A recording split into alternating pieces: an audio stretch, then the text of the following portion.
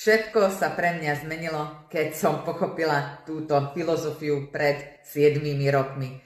Nauč sa pracovať na sebe tvrdšie ako na svojej práci. Prečo je to tak? Pretože ak budeš pracovať tvrdo na svojej práci, respektíve vo svojej práci, tak OK, zarobíš si na živobytie. Ale ak budeš pracovať tvrdo na sebe, môžeš zbohatnúť. Môžeš vytvoriť hojnosť, môžeš vytvoriť generačnú hojnosť. A táto hojnosť, respektíve bohatstvo, pre každého znamená niečo iné. Pre niekoho sú to super úžasné zdravé vzťahy, pre niekoho je to šťastný život, pre niekoho je to rodina, pre niekoho sú to peniaze, majetok a pre niekoho je to všetko dokopy.